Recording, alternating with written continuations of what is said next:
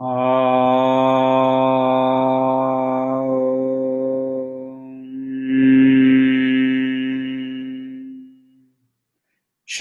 गुरु गणेशाभ्याम नमः।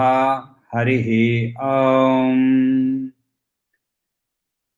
गीता स्वाध्याय सेशन 73 और अभी हम अध्ययन कर रहे हैं षष्ठम अध्याय 6th चैप्टर आत्म संयम योग, जिसके अंदर में हम अभी 7वां श्लोक का अध्ययन कर चुके हैं। 7वां श्लोक का और एक बार हम रिवीजन कर लें।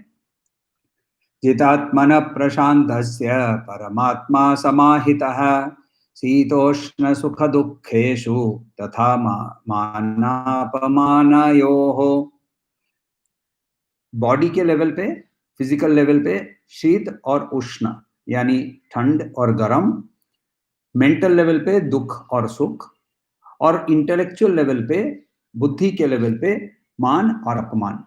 तीनों जो डुअलिटीज हैं, तीनों जो द्वंद्व हैं, तीनों को वो समान समझता हुआ व्यक्ति योगारूढ़ होता है। वो योगारूढ़ को ये नेचुरल उसकी अवस्था ऐसी है कि उसको ये तीनों के अंदर में उसको कोई कोशिश नहीं करनी पड़ती है। वो ऐसी ही उस अवस्था तक पहुंच चुका है। क्यों पहुंचा है? क्योंकि उसने जितात्मनः, क्योंकि उसने अपने माइंड के ऊपर, मनस के ऊपर उसने विजय प्राप्त की है और उसके मन के अंदर में वृत्तियां जो है वो अब शांत हो गई है, प्रशांतस्य। और उसको सब कोई के अंदर में वही परमात्मा दिखता है जो कि उसके खुद के अंदर में है। तो ये श्री कृष्ण ने बोला कि अर्जुन को कि अच्छा, तुमको पता करना है कि कैसे क्या होता है, कैसा कैसा होता है ये व्यक्ति। तो पहला श्लोक के अंदर में उन्होंने ये बताया। दूसरे श्लोक में श्लोक नंबर 8 ले लीजिए। 8वें श्लोक के अंदर में वो अभी फर्दर उसी के बारे में और भी बताते हैं। तो वहां बता रहे हैं, ज्ञान विज्ञान तृप्तात्मा कूटस्थो विजितेन्द्रियः युक्त इत्युच्यते योगी समलोष्टाश्म कांचनः। ज्ञान विज्ञान तृप्तात्मा कूटस्थो विजितेन्द्रियः युक्त इत्युच्यते योगी समलोष्ट। अच्छा, कुछ किताबों में यहाँ एक रकार भी ऐड हो जाता है, वो गलत है। करेक्ट ये होगा लोष्ट, लोष्ट युक्त अश्म लोष्टाश्म। लोष्ट कहीं कहीं लोष्ट्राश्म वो र आ जाता है, वो र गलत है। तो आपकी किताब के हिसाब से आप चेक कर लीजिएगा। समा लोष्टाश्म कांचनः। तो यहाँ हम लोगों को क्या देखना है? ये अभी कहाँ क्या डिस्क्राइब कर रहे हैं? यहाँ डिस्क्राइब कर रहे हैं कि पहले में क्या दिखाया, सिचुएशंस के बारे में। सिचुएशंस के बारे में बता रहे हैं कि यदि वो शीत उष्ण यानी बॉडी के सिचुएशन, मेंटल सिचुएशन, सुख दुख, और इंटेलेक्चुअल बुद्धि के लेवल पे सिचुएशन, मान और अपमान, सारे सिचुएशंस में वो समा होता है। अभी यहाँ क्या बता रहे हैं? ऑब्जेक्ट्स के बारे में, विषयों के बारे में, वस्तुओं के बारे में। वस्तुओं के बारे में क्या बोल रहे हैं? समा। अगेन देखिए, वर्ड सेकेंड लाइन में समा वर्ड है। तो यहाँ एक एक करके हम लोग वर्ड देखते हैं। ज्ञान विज्ञान, तो ज्ञान का मतलब नॉलेज, और विज्ञान का मतलब विजडम, डायरेक्ट अनुभूति, अपरोक्ष जो होता है, अपरोक्ष अनुभूति, खुद को होनी हुई अनुभूति, दूसरे की से जिसको जो अनुभूति हुई है और उसने लिखा है वो नहीं। तो इसको अंग्रेजी में realisation, final experience, ultimate experience इत्यादि इत्यादि ऐसे वर्ड्स भी डिस्क्राइब किए गए हैं। कूटस्थ, तो तृप्त पता ही है, तृप्तात्मा।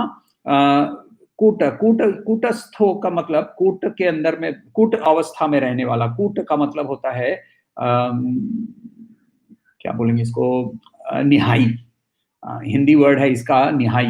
निहाई क्या होता है? आपने देखा होगा कभी, यदि कहीं कोई ब्लैक स्मिथ के पास, लोहे के जो काम करता है उसके पास यदि आप कभी जाएं तो उसके पास आपको दिखेगा एक लोहा का एक बहुत बड़ा एक स्लैब जैसा रहता है, और उस स्लैब के ऊपर में वो गरम लोहा का पीस डालकर उसको खूब पीटता है। हीट कर उसके से शेप बनाता है। तो वो तलवार हो सकता है, सुई हो सकता है, कुछ भी हो, तो उसको बनाने के लिए वो एक बड़ा सा लोहे का स्लैब होता है जिसके ऊपर में वो रख के काम करता है। वैसा ही आपने यदि मोची के पास गए होंगे तो मोची के पास एक चीज होती है, वो 3 पैर वाली चीज होती है जिसके अंदर में वो जूता को चढ़ा के उसके ऊपर में उसको हथौड़ी से मारता है। सुनार के पास भी ऐसी होती है मगर छोटी होती है वो चीज। ये जो चीज होती है जिसके ऊपर में पीटा जाता है उसको कूट बोलते हैं। उसको कुछ नहीं होता है, उसके ऊपर जो जिस चीज को रख के पीटा जा रहा है उसके अंदर में बदलाव आ जाता है, तो वो कूटस्थ। विजितेंद्रिय है, ये तो हम लोगों ने पहले भी बहुत बार वर्ड देख लिया है, इंद्रियों के ऊपर जीत पाना। तो यहाँ फिर युक्त, युक्त का मतलब जिसने जो ज्वाइन हो चुका है, युक्त ज्वाइंड, ज्वाइंड। और लोष्ट मिट्टी का ढेला, अश्म पत्थर, और कांचन सोना। तो यहाँ एक एक करके एक एक इन इन पूरे वर्ष का मतलब क्या क्या बता रहे हैं यहाँ श्री कृष्ण, ये देखते हैं। पहली चीज ये बता रहे हैं कि ज्ञान विज्ञान तृप्तात्मा। तो पहला, उसने शास्त्रों को पढ़ के मनन किया, शास्त्रों को पढ़ के मनन किया। देखिए ये स्टेप बाय स्टेप की प्रोसेस जिसमें थी उसमें शास्त्र पढ़ना भी एक स्टेप था, याद है आपको। कर्मयोग, फिर जिज्ञासा, जिज्ञासा का आंसर शास्त्र पढ़ना, शास्त्र पढ़ने पर क्या होता है, वैराग्य प्राप्ति, वैराग्य प्राप्ति पर फिर गुरु ढूंढना, इत्यादि इत्यादि। ये जो प्रोसेस है इसके अंदर में शास्त्र पढ़ना और उस पर मनन करना, सिर्फ पढ़ने से नहीं होगा। ये खाली रीडिंग की बात नहीं हो रही है। तो रीडिंग तो जैसे पहले भी बताया है कि स्वामी चिन्मयानंद की जो गीता की जो भाष्य है उसके अंदर में उनके कवर के ऊपर में ही इस कहानी लिखी हुई है कि किसी ने आकर कहा कि I have gone through the Gita 10 times.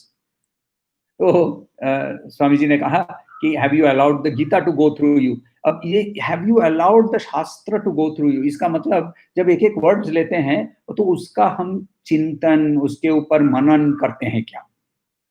तो यहाँ ये शास्त्र का समझ जो है, इसकी जो सीख है, ये जब हमें डाउट होता है तब हम गुरु के पास से क्लैरिफिकेशन लेते हैं। मगर शास्त्र पढ़ना खुद और उस पर खुद मनन करना, ये हमारी रिस्पॉन्सिबिलिटी है, ये हमारी जिम्मेदारी है। तो इसको बोलते हैं ज्ञान। ज्ञान से क्या होता है, ज्ञान की अवस्था का मतलब है कि जहां एक इंटेलेक्चुअली बुद्धि युक्त एक अंडरस्टैंडिंग, एक समझ आ जाती है कि मैं आत्मा हूं, शरीर मनस बुद्धि आत्मा नहीं है। ये अंडरस्टैंडिंग एकदम विदाउट एनी डाउट, ये जब आती है इसको ज्ञान बोलते हैं। जब कभी भी डाउट आ जाता है तो अभी भी हम ज्ञान अब की अवस्था में पहुंचे नहीं, अभी भी मनन ठीक से नहीं हो रहा है, तो एक स्टेप पीछे हटना है, अब अभी भी मनन करना है। तो मनन करते समय ये जब हम लोगों को एकदम क्लैरिटी आ जाती है कि जब ये नॉलेज ऑफ आत्मन क्या है, आत्म ब्रह्म विद्या क्या है। जैसे कि आप एक प्रकरण ग्रंथ है, प्रकरण ग्रंथ यानी आदि शंकराचार्य ने श्लोक ग्रंथ बहुत सारे लिखे हैं, तंत्रोक्त ग्रंथ लिखे हैं या श्लोक लिखे हैं, सौंदर्य लहरी जैसे लिखे हैं। मगर प्रकरण ग्रंथ जो है वो हमें पढ़ के ब्रह्म विद्या की ओर जाने के लिए कुछ ग्रंथ लिखे हुए हैं। उसके अंदर में एक प्राइमरी रीडर है जिसका नाम है तत्वबोध। तत्वबोध का मतलब नाम से ही पता चलता है कि इसके अंदर में जो डेफिनेशंस होता है, वेदांत के अंदर में जो डेफिनेशंस होते हैं, इन डेफिनेशंस को वहां उन्होंने डिस्क्राइब किया है। तो वो डेफिनेशंस के अंदर में वो खुद बोलते हैं आत्मा कहा, यानी क्या है आत्मा। तो इसके पहले 3 सवाल हो चुके हैं जिसके अंदर में आत्मा क्या नहीं है उन्होंने बताया। उसके बाद वो बहुत क्लियरली बोल रहे हैं आत्मा क्या है।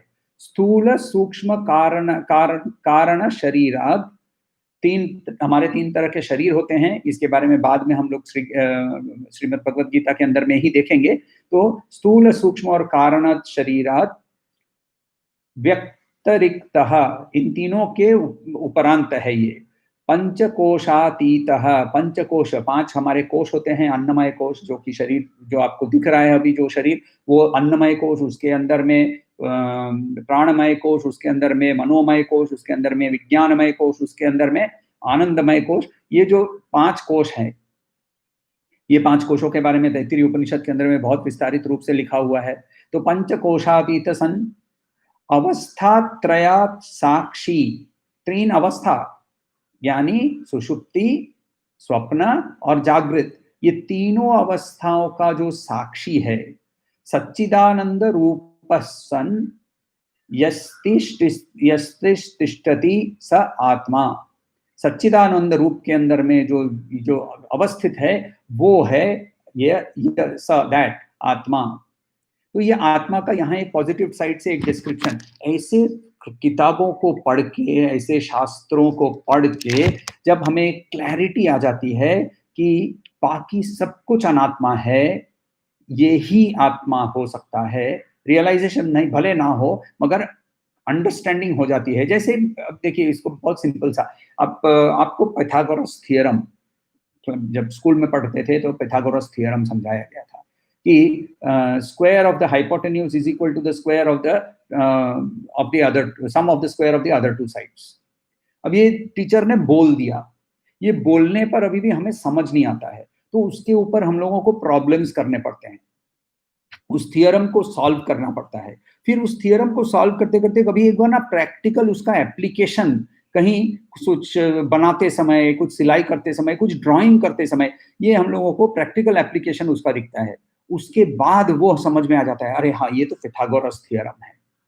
ऐसे ज्ञान के अंदर में जब हम उसको मनन करते हैं और उसके बारे में सोचते हैं, उसके बारे में ये उसकी एप्लीकेशन हमारे लाइफ में क्या है ये समझते हैं, कि जब ये क्लैरिटी आ जाती है कि आत्मा is I, the real self, not the body. I the body, एक होता है आई द बॉडी, ये मैं घूम रहा हूँ, मैं चल रहा हूँ, आई द बॉडी।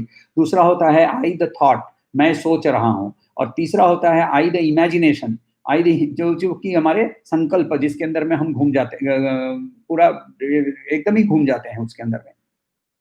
तो ये 3 आई के उपरांत जो एक एक्चुअल आई है, जो इन तीनों ऐसे अवस्थाओं के साक्षी होता है, ये समझने पर ज्ञान होता है। भगवत गीता के अंदर में भी चैप्टर 2 के अंदर में बहुत बार श्री कृष्ण ने ये हमें बताया इसके बारे में। अच्छेद्योयम अदाह्योयम अक्लेद्यो सोष्यो एव च नित्य सर्वगतः स्थाणुः अचलोयम सनातनः।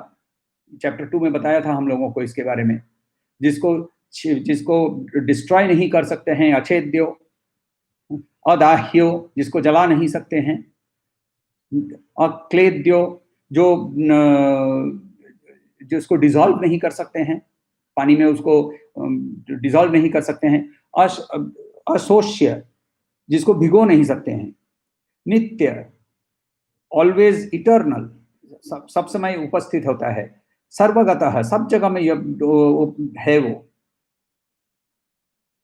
स्थाणु, स्थाणु शिव जी का भी एक नाम है जो कि जिसको हिलाया नहीं जा सकता है, स्थाणु।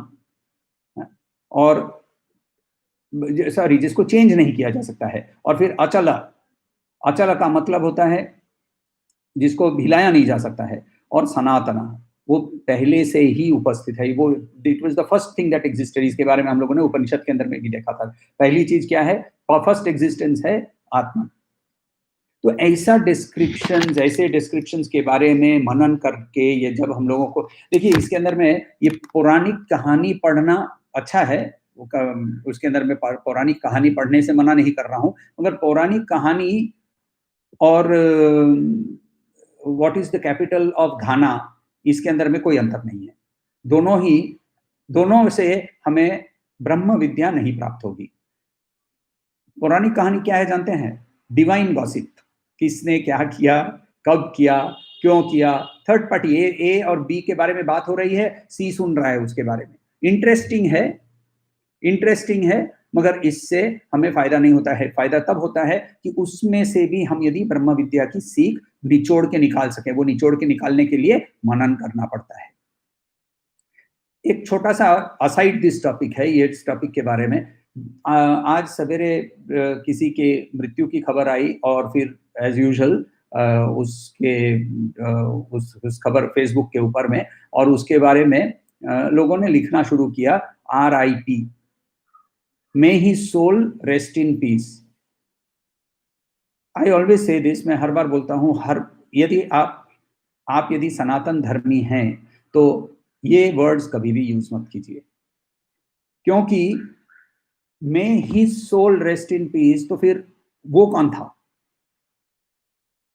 वो कौन था व्यक्ति जिसका सोल के बारे में बात कर रहे हैं हम?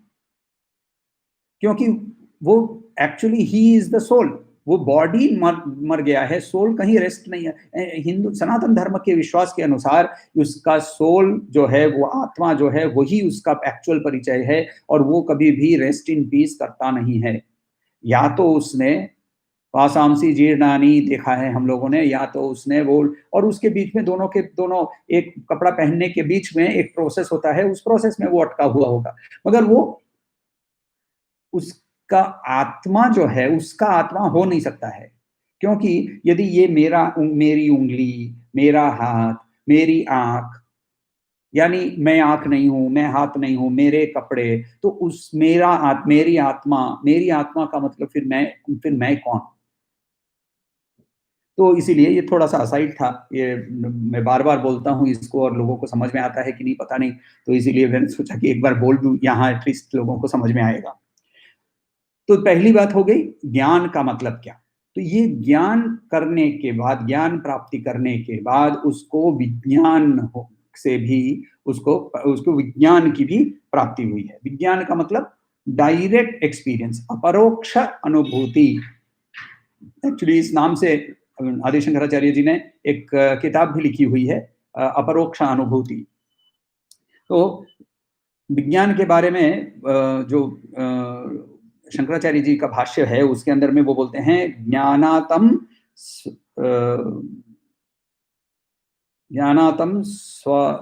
स्वानुभाव कारणम, ज्ञानात्वम स्वानुभाव कारणम, जो अपना स्व अनुभव कारणम, जिस वो है विज्ञान, विशेष ज्ञान। सो जिस चीज के बारे में आपको दूसरा कोई प्रूफ नहीं दे सकता, जैसे आपको भूख लगी है, आप किसी को ये प्रमाण करके दिखा सकेंगे? प्रमाण नहीं कर सकते हैं, मगर अनुभूति आपको पता चल जाती है। वैसे ही ये जब नॉलेज आपका हो जाता है, ओनिंग दैट नॉलेज बोलते हैं, वो कब होता है? जब इसको हम लोग पहले श्रवण करके, मनन करके, जब उसके बारे में निधिध्यासन करते हैं, तो उसके बाद हम उस मनन प्रैक्टिस करते हैं। प्रैक्टिस करने पर हमें कुछ एक्सपीरियंस होती है, उसको हम जाकर गुरु से कंफर्म करते हैं, कंफर्म करने पर वापस प्रैक्टिस करते हैं। ये प्रोसेस जैसे चलता है, अचानक से अनुभूति होती है। और जब ये गोल इज रीच्ड, जब लक्ष्य पहुंच जाता है, अपने आप ही अंदर से संपूर्ण रूप से एक बदलाव आ जाता है, यानी वो विज्ञान के अवस्था में होता है। तो ज्ञान और विज्ञान से वो क्या है? वो आत्मा, यानी उसकी सेल्फ, रियल सेल्फ जो है, यहाँ आत्मा वर्ड इज रियल सेल्फ, वो इज तृप्त। तृप्त, देखिए, शारीरिक रूप से हम तृप्त कुछ समय के लिए हो सकते हैं, कुछ समय। जैसे कि मेरा फेवरेट रसगुल्ला खिला दीजिए, तो खिलाते जाइए। एक समय आएगा जबकि मैं बोलूंगा बस, और नहीं, इसके बाद ना और कभी रसगुल्ला खाऊंगा ही नहीं। इतना बोल के उस जगह से निकल के आप बाहर गए और पान की दुकान पे जाके एक पान खा लेते हैं, तो तृप्ति कितने दूर तक थी? घर से निकल के, आपके घर से रसगुल्ला खा के निकल के गेट बाहर क्रॉस करने पर पान की दुकान देखने तक, और फिर अतृप्त हो गए, और फिर मुंह में कुछ ठूस दिया। तो ये है शरीर की तृप्ति। मन की तृप्ति असंभव है, बुद्धि रूप से तृप्ति असंभव है, वो तो तृप्त होता ही नहीं है। तो यहां ये बोल रहे हैं कि ज्ञान और विज्ञान के कारण उसके अंदर में तृप्ति की अनुभूति है। ये जो तृप्ति जो वर्ड है ना, तो इसका एक दूसरा संस्कृत वर्ड है अलम। अलम अलम का मतलब होता है सेटिस्फैक्शन, तृप्ति, संतोष। अग्नि जो है ना, मन को अग्नि का रूप बहुत बार दिया जाता है। तो अग्नि यानी ज्वालाग्नि, दिया नहीं, दिया तो बुद्धि को दिया जाता है। तो डिस्क्रिप्शन में तो एनालॉजी के हिसाब से मन को ज्वालाग्नि के जैसे डिस्क्रिप्शन दिया जाता है। उसका नाम क्या है जानते हैं? अनल। अलम, अनल का मतलब होता है जिसके अंदर में सेटिस्फैक्शन होता ही नहीं है। अग्नि जो है वो कभी भी सेटिस्फाइड नहीं होता है।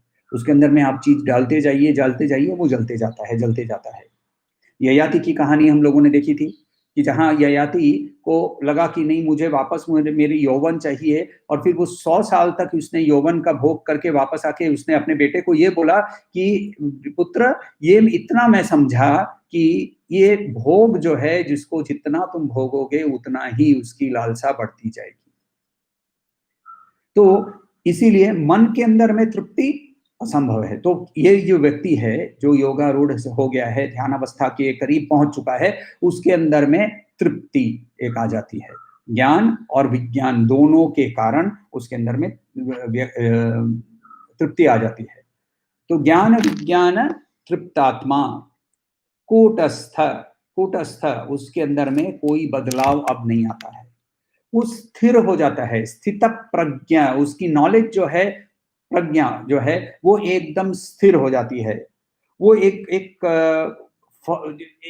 उसको हिलाना, वो जो पत्थर होता है, जो पत्थर नहीं, वो जो लोहे का जो पीस होता है, जो आपको ब्लैक स्मिथ के पास, आयरन स्मिथ के पास मिलेगा, वो बहुत भारी होता है। उसको हिलाने के लिए 10-15 आदमी चाहिए। ये जो कूट है, वैसा अपना हमारे अंदर की बिहेवियर वैसी हो जाती है कि हम अब हमारी नॉलेज, रमन महर्षि का एग्जाम्पल लेते हैं।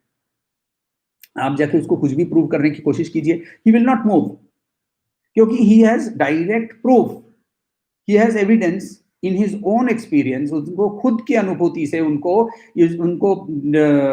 पता है, और इसीलिए फिर वो वहां से हिलते नहीं हैं। और ये सब होता कैसे है? विजितेंद्रिय। तो इन अब सेंस ऑर्गन से, ज्ञान इंद्रिय से जो कि बाहर की ओर जाते हैं, और कर्म इंद्रिय जो बाहर काम करते हैं, इन दोनों से अब सेटिस्फैक्शन नहीं मिलता है इस व्यक्ति को। इसको अब उसमें उनमें से सेटिस्फैक्शन नहीं मिलता है। तो इसके बारे में भगवत गीता के अंदर में हम लोगों ने देखा हुआ श्लोक है, विषया विनिवर्तन्ते निराहारस्य देहिनः रसवर्जम रसोप्यस्यम परम दृष्ट्वा निवर्तते। परम को देखने के बाद रसवर्जम रसोपस्य क्या होता है कि जो डिजायर फॉर सेंस एंजॉयमेंट जो है, रसोपस्य, वो रसवर्जम हो जाता है। कब होता है? परम दृष्ट्वा, परम दृष्ट्वा, परम को देखने के बाद उसके अंदर में से ये जो रस है, रस यहाँ टेस्ट के बारे में बताया गया है। तो ये टेस्ट से जो उसके क्यों टेस्ट यूज किया, क्योंकि उसके पहले वाले लाइन में उन्होंने निराहारस्य एग्जाम्पल के हिसाब से बताया था। याद रखिए, ये लोगों को लिटरली नहीं लेना है श्री कृष्ण के बातों को, उसकी मीनिंग समझना जरूरी है। तो निराहारस्य नहीं, अभी तो उपवास करना चाहिए। उपवास नहीं, उसके नेक्स्ट लाइन में ही बताया है कि रस का जो सेंस है, तो जिसके बारे में हम लोगों ने कल भी बात की कि यदि फोर्स करते हैं अपने माइंड को, मनस को फोर्स करके, नहीं मैं मोबाइल से डिस्टर्ब नहीं करूंगा अपने आप को, और यदि ये करके उसको जाकर अलमारी में भी रख देते हैं, तो मन के अंदर में मोबाइल घूमता है। मैं मेरा फेवरेट जप करते रहता हूँ, ओम नमः रसगुल्लाय। तो यदि मन के अंदर में से यदि नहीं निकलता है, और वो निकलने के लिए बहुत कॉन्सेंट्रेटेड प्रैक्टिस चाहिए, तो वो प्रैक्टिस कब होती है? जब हम लोग शास्त्र के ऊपर में मनन करते हैं। उसके बाद वाले लाइन में बहुत सुंदर से बताया है, एक वर्ड यूज किया है, युक्त उच्यते योगिनः। तो योगिनः इति उच्यते युक्तः, यानी योगी, योगी कौन है? जो योग पे जाने की कोशिश कर रहा है, जो योग की अवस्था में पहुंच गया है, उसको क्या बोलेंगे? उसको बोलेंगे युक्तः। तो युक्त यानी ज्वाइंड, वो ज्वाइन कर चुका है। किस चीज को ज्वाइन कर चुका है? उसने परमात्मा का दर्शन करने के बाद परम के साथ उसकी जो स्मॉल आई है वो बिग आई के साथ मर्ज कर चुका है, इसीलिए उसको बोलते हैं युक्त। तो युक्त इति उच्यते योगी। तो ये इसको he is established in the self, यानी वो कंप्लीट है, वो इंटीग्रेटेड है, उसके अंदर में अब वो कोई फ्रैक्शंस नहीं है, पार्ट्स नहीं है। और जब हम इंटीग्रेट हो जाते हैं तो हमारी जो बाहरी दुनिया के साथ व्यवहार के अंदर में भी हमारी एफिशिएंसी जो है, हमारी जो इफेक्टिवनेस है, ये भी बढ़ जाती है। तो इसके बाद वो क्या बोल रहे हैं कि उसके साथ कि समा यानी इक्वल, सेम, लोष्ट, अश्मा, कांचना। तो तीन चीज, क्या क्या तीन चीज के बारे में बताया यहाँ? एक है जो मिट्टी का ढेला, पत्थर और कांचन। कांचन यानी सोना। ये तीनों उसके लिए समान है, ये तीनों उसके लिए समान है। इसका एक सुंदर सी वेदांतिक कहानी है। ऐसा हुआ कि एक लड़का था, उसको उसकी गर्लफ्रेंड ने त्याग कर दिया, और उसने तो बहुत ही एक महंगी सॉलिटेयर डायमंड की एक अंगूठी भी उसको उसने एंगेजमेंट के तौर से दी थी, मगर वो तो अंगूठी भी ले ली और वापस भी नहीं दी, और उसने एंगेजमेंट तोड़ दिया। और इसके पास अभी आय करने का साधन भी नहीं था, तो उसने शहर छोड़ के थोड़ा आगे चले गया, और वहाँ एक ऊंची सी चट्टान थी, वो चट्टान के ऊपर खड़ा हो गया, और वहां से वो कूदने वाला था। तो कूदने ही वाला था तो वहां पीछे से आवाज आई, हे रुको। तो इधर उधर उसने देखा, तो देखा कि एक पेड़ के नीचे एक व्यक्ति बैठा हुआ है। तो उस व्यक्ति के पास गया, उसने हाथ को इशारा से बुलाया, बोला कि अरे क्या हुआ, कूद क्यों रहे? तो बोलता है कि ऐसी ऐसी पूरी उसने कहानी बताई, ऐसा है, अब मुझे नहीं लगता है कि मेरी लाइफ में कुछ होने वाला है, अब मैं कूदने वाला हूँ। तो ये व्यक्ति ने बताया कि अच्छा चलो मैं तुम्हारी मदद कर देता हूँ। तो ये लड़का हंस उठा, बोलता है कि आप भी खुद ही यही पेड़ के नीचे बैठे हुए हैं, तो आपको कौन सा, आप क्या मदद कर लेंगे? बोले वो सब छोड़ो, एक काम करो, वो देखो यहाँ जो जो मिट्टी पड़ी हुई है ना, उसके अंदर में एक पत्थर पड़ा हुआ है, वो पत्थर जरा ले लो। तो उसने वो पत्थर उठाया, वो पत्थर उठाया, तो वो बोलते क्या करेंगे ये पत्थर का? तो बोले पत्थर को जरा सा घिसो। तो उसने पत्थर को घिसा, तो पत्थर मैंने उसके ऊपर मिट्टी जो लगी थी वो निकल गई। अब उसने कहा कि एक काम करो, वो जो लकड़ी का पीस है, वो लकड़ी का पीस पास में गिरा हुआ है, उसको लो और उसके ऊपर इस पत्थर को घिसो। तो उसने भी किया। वो करते ही वो जो लकड़ी का पत्थर था, लकड़ी का जो पीस था, लकड़ी का टुकड़ा था, वो टुकड़ा सोना बन गया। ये कैसे हो गया, ये सोना कैसे बन गया? तो उसने कुछ बोला नहीं, वो दूसरे जो व्यक्ति बैठा हुआ व्यक्ति था, उसने कुछ बोला नहीं। उसने बोला दूसरे पर ट्राई करो। तो उसने और भी कुछ पत्थर के ऊपर में, कुछ लकड़ी के ऊपर में, इधर उधर सब चीज के ऊपर में घिस के देखा, और देखा कि ये सोना बन गया है। तो उसने जितना सब हो सकता है उधर ही सोना बनाया, सब कुछ लिया, और वो पत्थर को लेकर वो चल दिया वापस। वापस चलते समय आधे रास्ते तक गया, और अचानक से वो उसको कुछ मन में हुआ, और वो घूमा, और घूम के वापस इस व्यक्ति के पास गया, और इस व्यक्ति के पास जाकर बोलता है, अच्छा एक चीज बताइए, ये यहाँ कितने दिन से पड़ा हुआ है? तो बोला कि ये यहाँ काफी दिनों से पड़ा हुआ है। आप यहाँ कितने दिन से बैठे हैं? मैं यहाँ 7-8-10 दिन से बैठा हूँ। तो जिस दिन आप आए उसी दिन से आपको पता है कि ये पड़ा हुआ है? हाँ, ये पता है, मुझे पड़ा हुआ है।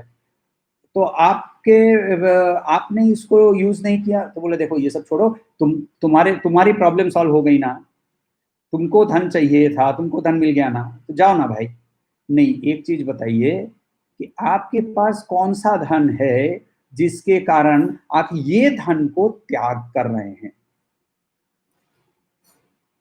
तो ये जो कहानी यहीं खत्म हो जाती है, और हम लोगों को समझ में आ जाना चाहिए इतनी देर तक। तो इसके अंदर में ये यही चीज क्या होता है कि जैसे एक छोटा बच्चा होता है, और छोटा बच्चा जो होता है ना, उसके पास उसका एक फेवरेट खिलौना होता है, वो उसका नाम है, वो उसका वो ये है हेलीकॉप्टर। और वो हेलीकॉप्टर को हाथ में पकड़ के वू करके दौड़ता है पूरे घर में, और उसके जो ऊपर की जो रोटर होती है वो ऐसे हवा में घूमती है, और वो उसको लेकर घूमता है। और जहां भी जाता है वो हेलीकॉप्टर लेकर जाता है, रात को सोते समय भी हेलीकॉप्टर लेकर सोता है। धीरे धीरे वो बड़ा होता है, 16 साल का हो गया। 16 साल का जब हो जाता है तो वो आपके बिल्डिंग कॉम्प्लेक्स के अंदर में हर दिन हर रात जहां भी देखो वो एक पर्टिकुलर लड़की के साथ बैठकर गप्पे मारते रहता है। और आप उसको बोलते हैं, अरे उसको छोड़ना, मेरे पास, अरे देख तेरा हेलीकॉप्टर, बोलता है धत हेलीकॉप्टर, अब मुझे लड़की मिल गई ना। तो अब उसको हेलीकॉप्टर, वो बड़ा हो गया उससे। तो वैसे ही जब हमें ऊपर वाला जब बेटर, उससे बड़ा सुख मिलता है, बड़ा आनंद मिलता है, तो छोटे की ओर हमारी नजर नहीं जाती है। वैसे ही ये यदि हमें परम आनंद मिले तो फिर हमें ये इन चीजों का, मिट्टी, पत्थर या सोना, तीनों का हमें कोई उसमें से आनंद नहीं मिलता है।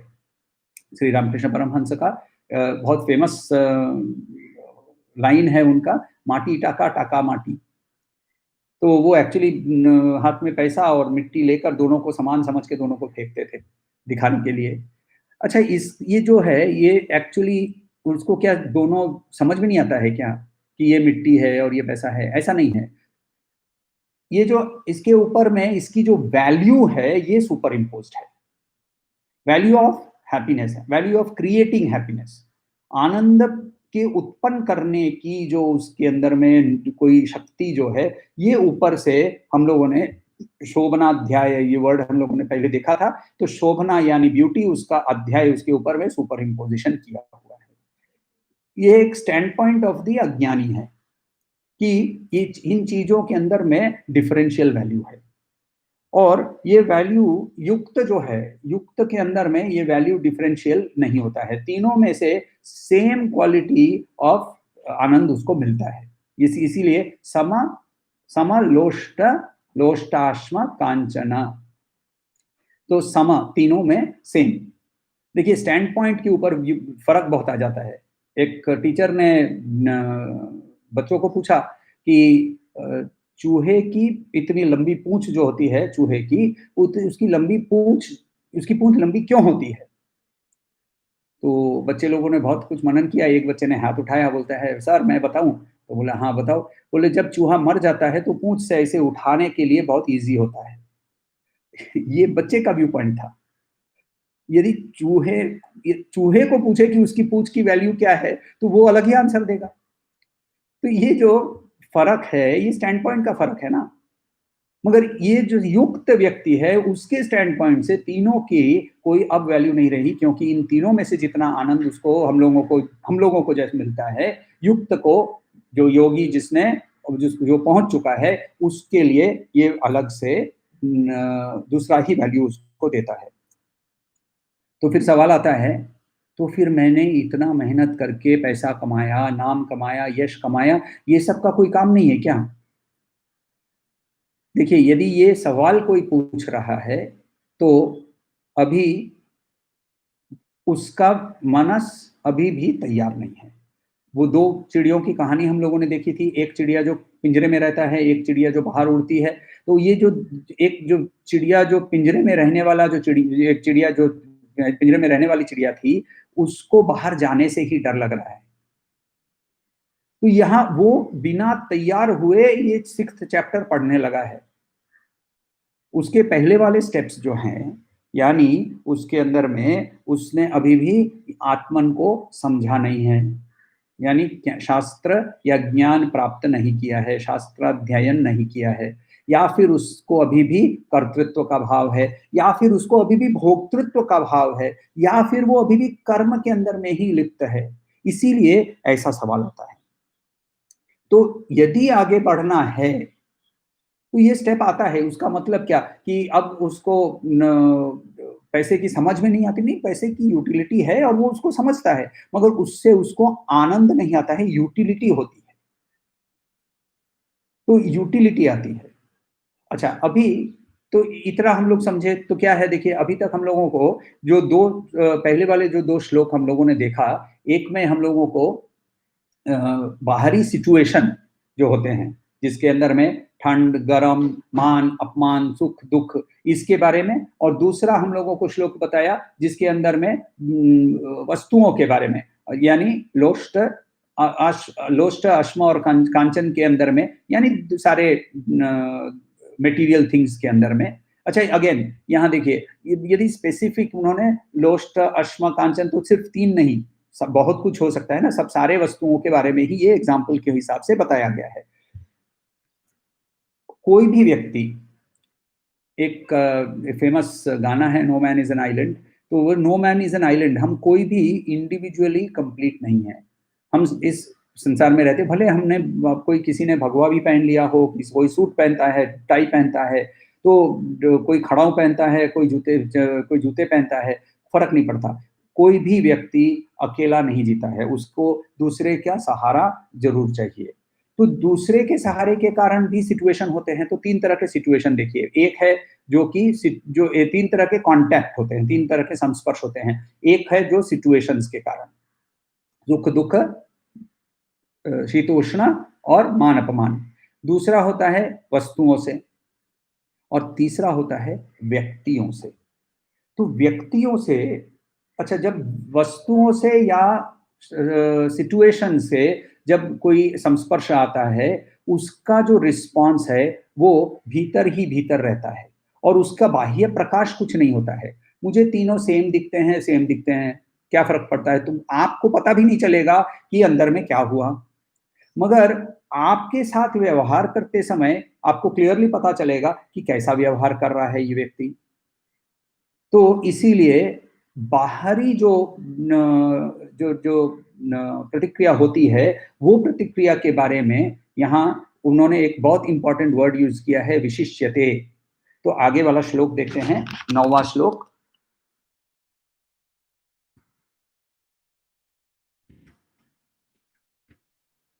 नौवां श्लोक के अंदर में सुहृन् मित्रायुर्उदासीन मध्यस्तद्वेष्य बंधुषु साधुष्वपि च पापेषु समबुद्धिर्विशिष्यते।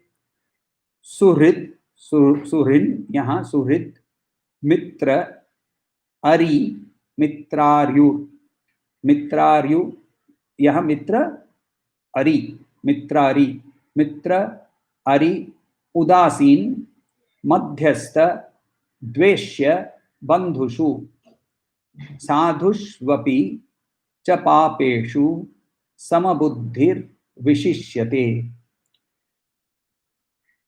क्या बोल रहे हैं यहाँ, उस देखने के लिए पहले देखते हैं एक 2 राजाओं की कहानी। तो एक राजा था समलोचन, और उसके बाजू वाला ही राजा था, उसका कजिन था जिसका नाम था त्रिलोचन। तो समलोचन और त्रिलोचन जो हैं, ये कजिन्स थे, भाई थे, और दोनों के व्यवहार के अंदर में बहुत फर्क था।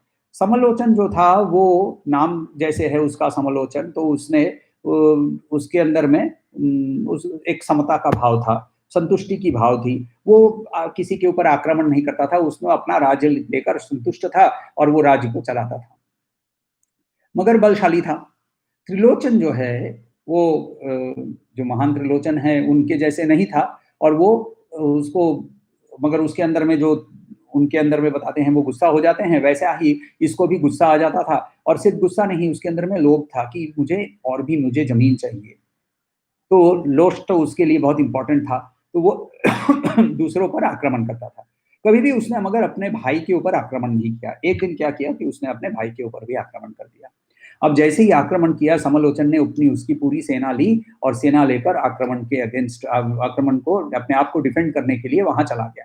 दोनों के अंदर में घमासान युद्ध हुआ। उस समय क्या होता था कि द्वंद्व युद्ध होते थे, तो इंडिविजुअल कॉम्बैट, तो समलोचन और त्रिलोचन के अंदर में खूब जोर से युद्ध होने लगा। समलोचन बहुत अच्छा तलवार योद्धा था, और उसने हरा ही दिया उसको ऑलमोस्ट। और त्रिलोचन गिरा हुआ है, हाथ में कोई अस्त्र नहीं है, वैसी अवस्था में जब वो गिरा हुआ था, तो उसने जोर से एक पूरा थूक निकाल के उसने समलोचन के मुंह पे थूका। जैसे ही थूका, तो समलोचन ने तलवार हटा ली, अपना जो थूक था उसने पोंछा, उसने पूरी सेना को अपनी ओर ले लिया। त्रिलोचन को बोला, जाओ अपने राज्य पे जाओ, दूसरे पर वार मत करना, तुम जा सकते हो। त्रिलोचन बहुत आश्चर्यचकित हो गया। बोलता है कि अरे अभी तो तुम मुझे मारने वाले थे, तुम्हारी तलवार उठ चुकी थी, मैंने तुम्हारे ऊपर थूका, तुमको तो और भी तुम मुझे मारना चाहिए था, तुमने मुझे छोड़ दिया, ये छोड़ क्यों दे रहे हो? तो समलोचन ने कहा, युद्ध करना मुझे मेरे कंट्री को डिफेंड करने के लिए, मेरे देश को डिफेंड करने के लिए मुझे युद्ध करना था, मगर मैं तुम्हें, और इसीलिए मैं तुम्हें मारने भी वाला था, मगर जब तुमने मुझे थूका, मेरे ऊपर थूका, तो मुझे गुस्सा आया, और गुस्से में मैं कोई काम नहीं करता। तो ये व्यक्ति जो है ये युक्त है। तो गांधी जी जो हैं, इनके बारे में भी एक जगह में बहुत, जो क्विट इंडिया उन्होंने मूवमेंट चालू की थी, उधर उन्होंने एक बहुत बड़ी स्पीच दी थी, और उस स्पीच के अंदर उन्होंने ये बताया था, our quarrel is not with the British people, we fight their imperialism. The proposal for withdrawal of British power did not come out of anger, it came to enable India to play its due part in the present critical juncture. तो बहुत सुंदर से देखिए ये words कितना use कर रहे हैं, our quarrel is not with the British people, we fight their imperialism. Jesus Christ बोलते हैं, hate the sin not the sinner. यहाँ वही चीज है कि जब एक व्यक्तियों के बारे में, तरह तरह के व्यक्तियों के बारे में समत्व की बात कर रहे हैं, तो इसका मतलब ये नहीं कि युक्त आदमी के लिए कुत्ता और मनुष्य दोनों सेम हो जाएंगे। यदि कुत्ता और मनुष्य सेम हो जाएंगे तो फिर कुत्ते को टेबल पे बैठाओ और मनुष्य को रोटी फेंक कर दो, ऐसा नहीं करता है ना। कोई भी व्यक्ति ऐसा करेगा तो उसको हम पागल ही बोलेंगे, युक्त नहीं बोलेंगे। तो ये जो युक्त व्यक्ति है, उसकी बिहेवियर मगर सबके प्रति इतनी अलग होती है कि ऐसा लगता है कि वो हमारे से दूसरी ही जाति का है। क्यों? क्योंकि उसके अंदर में सबके प्रति भेदभाव उसका नहीं होता है, वो किसी को भेदभाव नहीं करता है।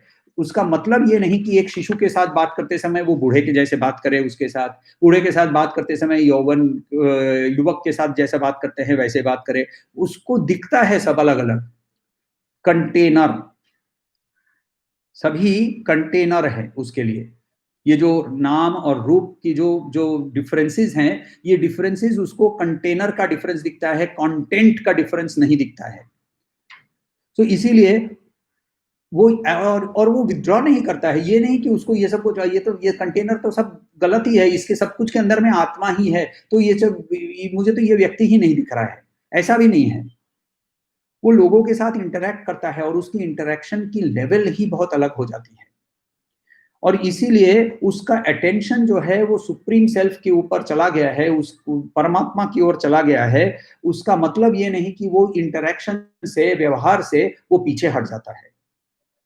आदि शंकराचार्य जी बोलते हैं भज गोविंदम के अंदर में, शत्रु मित्रे पुत्रे बंधौ मां कुरु यत्न विग्रह संधौ सर्वस्विन्नपि पश्यात्मनम सर्वत्रोत्रसृज भेदाज्ञानम भज गोविंदम। शत्रु मित्रे पुत्रे बंधौ, तो शत्रु, मित्र, पुत्र, बंधु, इनके साथ मां कुरु मत करो, यत्न ट्राई, एफर्ट लगाना, किस चीज का? विग्रह और संधि, फाइटिंग या संधि, फ्रेंडशिप, इनके साथ ना तो तुम इसके लिए इतना प्रयत्न मत करो। सर्वस्विन्नपि पश्चात्मानम, सबके अंदर में वही सेमनेस, सबको see yourself in all of them. सर्वत्रोत्सृज भेद, सबकी ओर उत्सृज, सर्वत्रोत्सृज भेदा ज्ञानम, भेद के से उत्पन्न हुआ अज्ञान जो है उसको निकाल दो। तो वो भेद का अज्ञान निकालने के बाद भी वो सबके साथ सेम का बिहेवियर कैसा होता है। तो ये देखिए, हम लोग थोड़े से एग्जाम्पल्स लेते हैं महाभारत से, कि ये लोग कैसे हैं, इनके साथ, सबके साथ हम सेम कैसे बिहेव कर सकते हैं। सेम का बिहेवियर का मतलब कि हमारे तरफ से उनके प्रति कोई भी रिएक्शन नहीं होना चाहिए, हमारे से कोई उसकी तरफ रिएक्शन नहीं होना चाहिए। उनके तरफ से बहुत तरह के एक्शंस होंगे, तो तरह तरह के एक्शंस होंगे। पहला क्या बताया था? सुहृद। सुहृद का मतलब आप यदि किसी डिक्शनरी में लेंगे तो बोलेंगे कि फ्रेंड। फ्रेंड नहीं, फ्रेंड के लिए मित्र बताया है, मित्र इज अ फ्रेंड। सुहृद का मतलब होता है जिसका हृदय अच्छा है। ये है अहेतु लोगों को मदद करते हैं, अच्छे हृदय वाले लोग, ऐसे भी लोग होते हैं। तो आपकी खुद की लाइफ को आप देख लीजिए, जरूर आपके लाइफ में एक आध ऐसा व्यक्ति मिल जाएगा जो कि बिना किसी कारण से आपको उसने मदद किया होगा। उसको कुछ मदद करने के लिए कोई कारण नहीं है, बस वो मदद करना सही है, इसीलिए मैं मदद करता हूं, और उस मदद के कारण आपको बहुत कुछ लाभ हुआ होगा। एग्जाम्पल महाभारत के अंदर में से विदुर का ले लीजिए। युधिष्ठिर के प्रति कोई पर्टिकुलर आकर्षण नहीं था उनका। विदुर के लिए दोनों युधिष्ठिर और दुर्योधन दोनों समान थे, मगर और वो सबको अच्छी तरह से हेल्प करते थे। दुर्योधन को भी उन्होंने विदुर नीति समझा के हेल्प की, उसने ली नहीं, वो अलग चीज है। तो विदुर सुहृद का एग्जाम्पल है। दूसरा वर्ड यूज किया है मित्र। मित्र है जिसको मेरे प्रति प्रेम भाव है, उसको मेरे प्रति प्रेम भाव है। जैसे एक और एक एग्जाम्पल यूज करते हैं सुहृद का और एक एग्जाम्पल है राजा विराट। राजा विराट जो हैं उनको युधिष्ठिर को हेल्प करने के लिए कोई स्पेसिफिक कारण नहीं था। उनको जब पता चला कि पांडव लोग मेरे पास आके यहाँ अज्ञातवास में रह रहे हैं, तो वो तो आराम से बोल सकता था ना कि भैया निकल जाओ यहाँ से, मैं इसमें इन्वॉल्व नहीं होना चाहता हूँ। ये भी बोल सकता था कि दुर्योधन कैंप इज स्ट्रॉन्गर, अभी स्ट्रॉन्गर थी वो, उनके पास 11 अक्षौहिणी थी, इनके पास 7 ही थी, तो ऑलमोस्ट 1.5 टाइम्स ज्यादा उनके बल था, तो मैं तो भाई बलशालियों के साथ युद्ध करूंगा। तो ये बिना कोई स्पेसिफिक कारण विराट जो है वो उनको हेल्प करता है। दूसरा देखते हैं हम लोग मित्र। मित्र जो है यहाँ विदुर, यहाँ ये एग्जाम्पल मैंने शायद गलती लिया था। विदुर का एग्जाम्पल मित्र के एग्जाम्पल से हम लेते हैं। विदुर को युधिष्ठिर के प्रति स्पेसिफिक प्रेम था। विदुर नीति उन्होंने दोनों को सुनाई, विदुर नीति दोनों को सुनाई, और विदुर ने दुर्योधन ने ली नहीं। विदुर को प्रेम युधिष्ठिर के प्रति ज्यादा था, तो इसीलिए विदुर को हम मित्र के भाव से ले सकते हैं। अरि, अरि का मतलब शत्रु, तो इसका तो बहुत इजी एग्जांपल है दुर्योधन। दुर्योधन परमानेंटली उसको एक शत्रुता का भाव था पांडवों के विरुद्ध। बचपन में ही उसने विष पिलाकर भीम को नदी में डाल दिया, वारनावत के अंदर में उसने उनको जलाने की कोशिश की। अच्छा, इन लोगों ने कुछ उस समय एटलीस्ट कुछ इनके अगेंस्ट में कुछ नहीं किया था, तो उसके बावजूद इसको एक शत्रुता थी। फिर उदासीन वर्ड आता है। उदासीन का मतलब यहाँ हिंदी में उदास का मतलब सैड या दुखी बोलते हैं। उदासीन संस्कृत के अंदर में मतलब होता है इनडिफरेंट। इनडिफरेंट, उसको कोई फर्क नहीं पड़ता ये पांडव है या कौरव है। रुक्म करके एक व्यक्ति है, रुक्मिणी के भाई हैं वो, भोजकट करके राज का वो राजा थे और राजकुमार थे, और वो अपनी अक्षौहिणी लेकर वो दोनों के साइड में जाते हैं। पहले युधिष्ठिर के साइड में जाते हैं, युधिष्ठिर ना करता है तो वो दुर्योधन के साइड में चले जाते हैं, बोलते हैं वहां से उनके साइड से भी ना आ जाता है, वो इंडिफरेंट है, वो न्यूट्रल होकर बैठ जाता है। ये है रुक्मा। उसके बाद है मध्यस्थ। मध्यस्थ जो है कौन है? ये है संधि करवाने वाला, कोशिश करता है, जो संधि करवाने की कोशिश कर रहा है।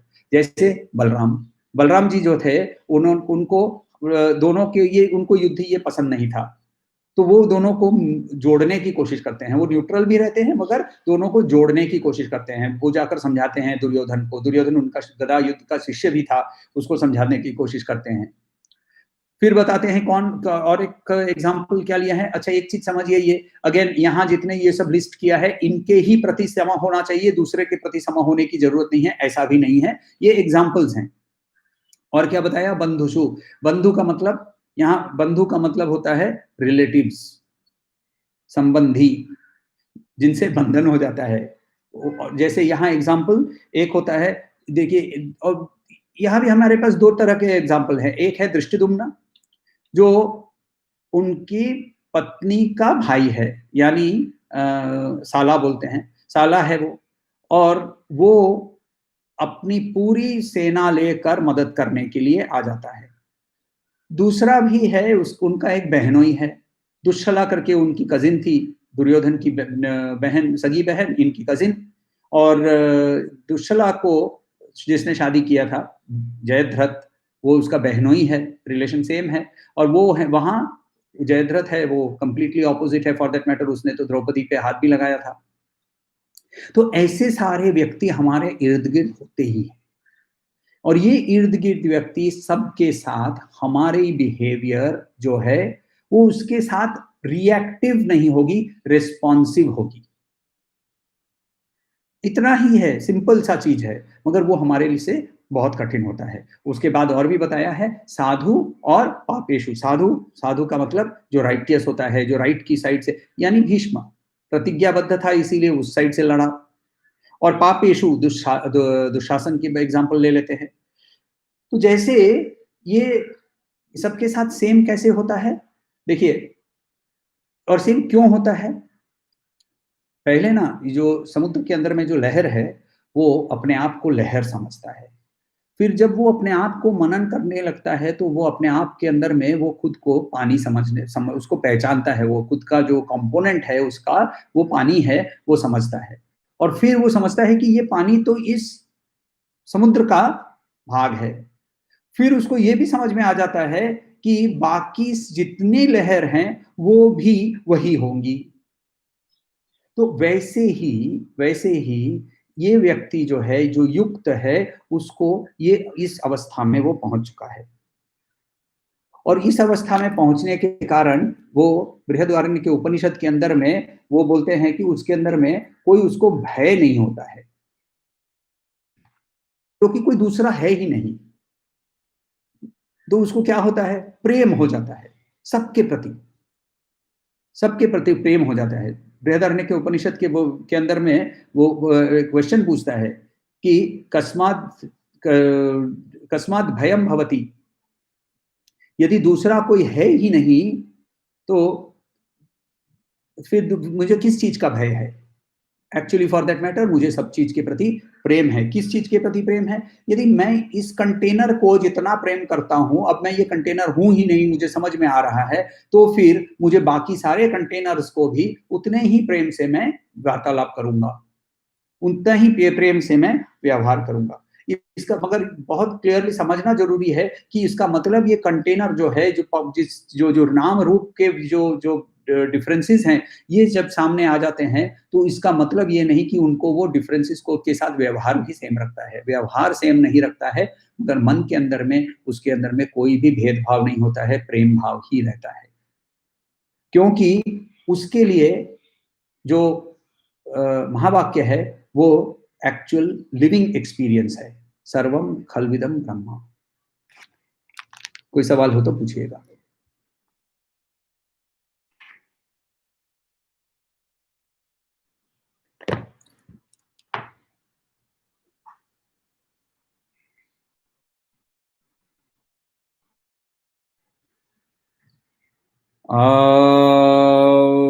शांति शांति शांति।